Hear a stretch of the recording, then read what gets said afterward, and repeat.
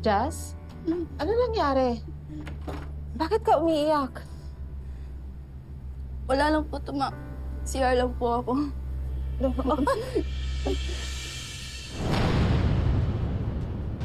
Jasmine? Oh my God. Ah! Jasmine! Paolo! Paolo! Anak! Anak! Gising! Paolo! Tulong! Hindi na nagre-recover ang bone marrow niya the way we expected. If we want to be proactive, we need to start considering stem cell transplant. Sige po, Doc. Whatever we need to do para matulungan natin si Jasmine. I'll look into it and prepare the options and procedures para well-informed kayo. Excuse me po, Mayor.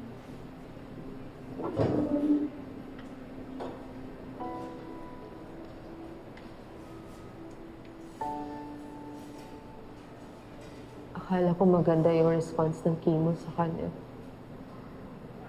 Hindi na pala kinakaya ng katawan niya yung chemo. Yung sa atin yung hindi niya kinakaya.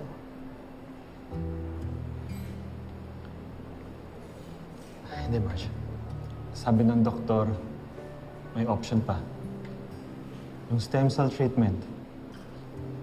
Marge, parang ganito yan. Yung chemo, sinusubukan niyang gawin yung bahay habang may bagyo. Yung stem cell, parang nire-reset niya yung pundasyon.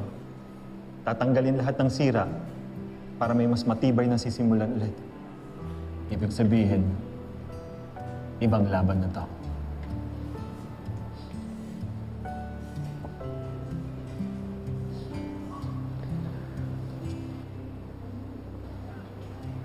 Pagod na ako, Paolo. Si Jasmine din. Ako din. Para hindi pa siya tapos. Hindi rin tayo.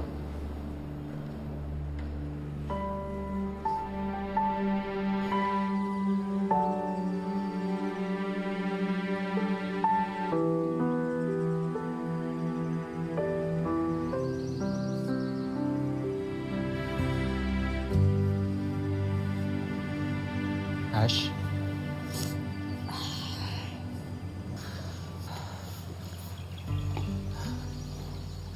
Kausapin mo ako. Ano nangyayari?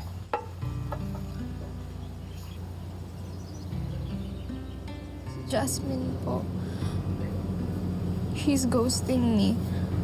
Galit na yata siya sa akin.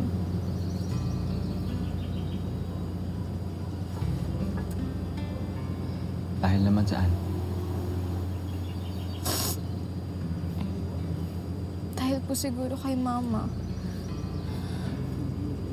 Pakiramdam niya siguro pinili ko si Mama.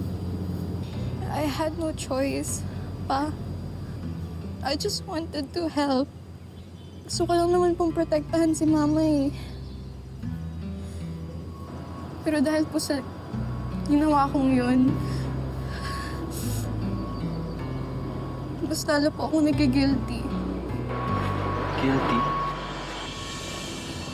Why would you feel guilty if you're just helping your mom?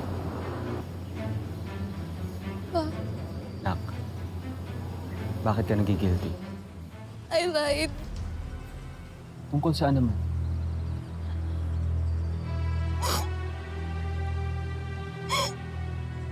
Tungkol po kay Tito Jobert. Hindi po totoo, nakita ko po ang pagkahulog niya.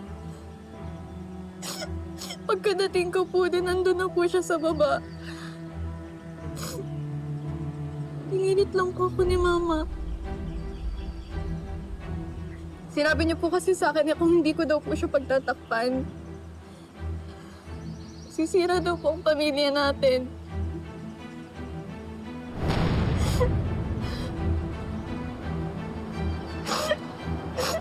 Hindi niya dapat ginawa yan. Hindi ka dapat natadamay dito.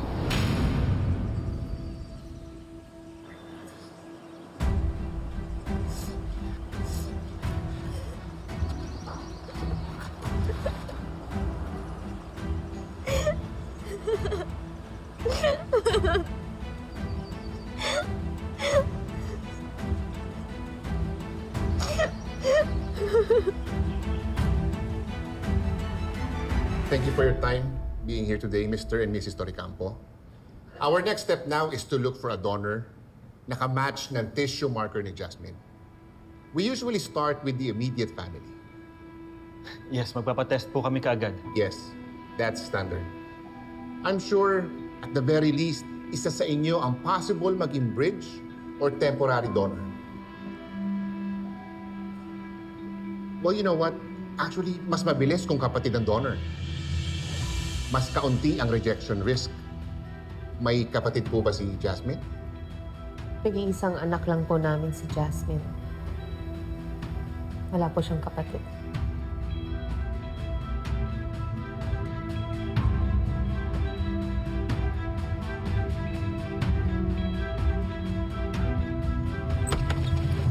Ashley! Look what I bought for you! Saan ka pupunta? Teka, mga gamit ni Ashley to ah! Metod ko si Ashley sa cafe. Susunduin ko siya doon. You can stay here if you want. But I had enough. Ano na naman ba to? Iiwan niyo ako? Enough nang niloko mo at ginamit mo ako. Pero yung anak ko, para turuan mo magsinungaling, para pagtakpan ka at protektahan yung sarili mo? Edward, no. Na-misunderstood mo lang yun. Edward, I did that for us. Alam mo, nagsisisihan kong pinakasalang kita. Si Ashley, siya ang pinakamaganda nangyari sa buhay ko. At ilalayo ko siya sa'yo. Bago mo siya tuluyang sirain pa. Bawiin mo yung sinabi mo. Ah! Hindi. You are the most vile person I know. At hindi ko hayang magayang anak ko sa'yo. Edward, please. Edward, please, huwag mo akong iwan. Ayoko na! Tama na! Hit na ako! Bahala ka na sa buhay mo! Iiwan ka na namin. Tapos na ako sa'yo at sa pamilyang to. No! Ako at ang anak ko.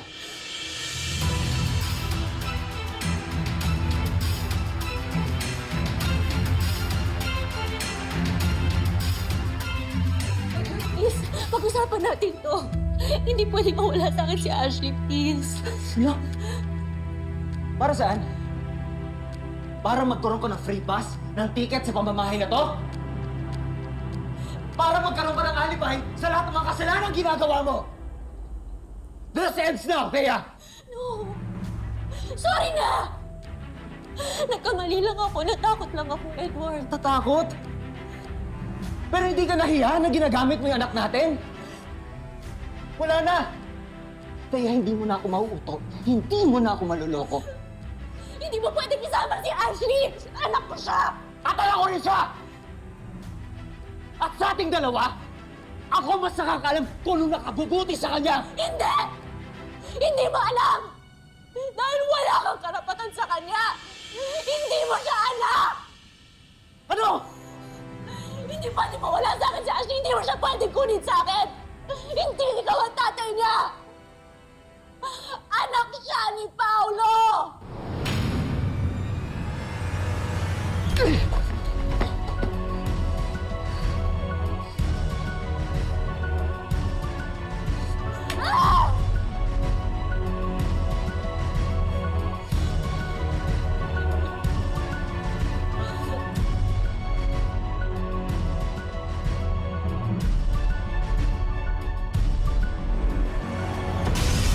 Wala pa lang mo. Niloloko mo na ako. Lahat ng ginagawa mo, lahat ng sinasabi mo, lahat ng pinapakita mo sa akin, lahat! Masinungaling lang! Bakit kailangan mo magsinungaling sa akin? Yun ang deal namin ng daddy mo at ni Paolo! Alam mo, pero hindi mo sa akin sinabi.